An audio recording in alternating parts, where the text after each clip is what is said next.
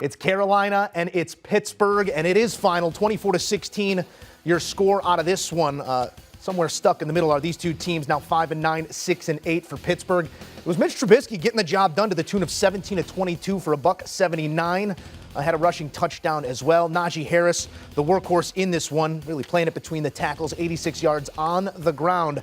Carolina in that anybody's division taking a step back to now 5-9. All right, Rick Spielman joining the party as well, our NFL analyst alongside Douzable here in studio. Fellas, this is a football game played somewhere in purgatory. I mean, these two teams playing for picks, playing for games, not sure what the point is, but the point of the game is to always win it. Carolina looked good at moments, but in the end, it's a drive led by Mitch Trubisky. Lige getting the job done. What's your headline on this one? Yeah, it's the bounce back by Mitch Trubisky. He comes in last week for the injured Kenny Pickett and throws 3 interceptions, essentially helping the Ravens win that game last week. But this week, right, big drive. They're up 21-13. Sam Darnold leads his team down to kick a field goal, only to cut it down to 1 score. Then Mitch Trubisky on a big 3rd down find Deontay Johnson for 17 yards. He was efficient, didn't put the ball in harm's way. So the storyline for me in the Pittsburgh Steelers, it was Mitch Trubisky having a bounce-back game. Yeah, and to follow up with that, the difference to me in this game was that the Pittsburgh Steelers' run defense was much better than it was last week. Last week, Baltimore just torched them up and down the field. It looked like a track meet because they couldn't stop anyone. Today, they kept Foreman and Hubbard to 21 yards total, so that was another critical point of this game and why the Pittsburgh Steelers won.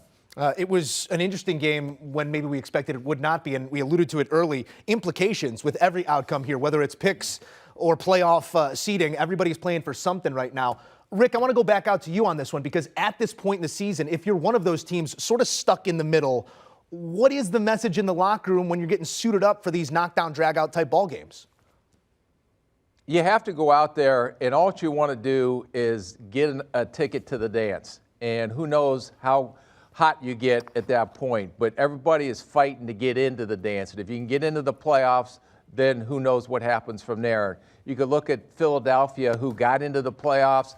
They were struggling a little bit. They lost Wentz, and Nick Foles came in and led them to a Super Bowl win. And when I was with Minnesota, we were playing pretty good. We just came off that Minneapolis Miracle and then went in and to Philadelphia for the NFC Championship game.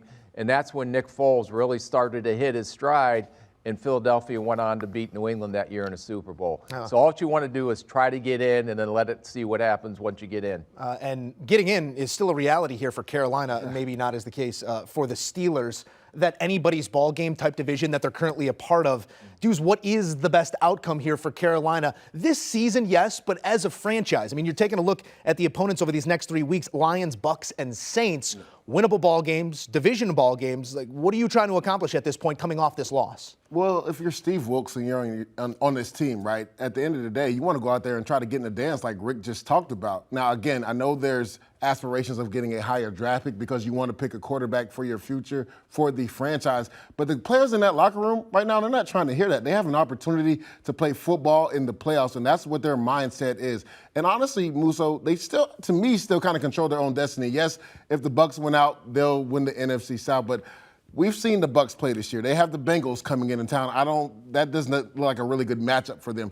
If they beat those 2 NFC South teams at the end, the Bucks and the Saints, I think the Carolina Panthers will win this division. Do you want a sports network that delivers everything that matters about the game? The highlights, the picks, the instant analysis, no yelling, no fake debates, no politics.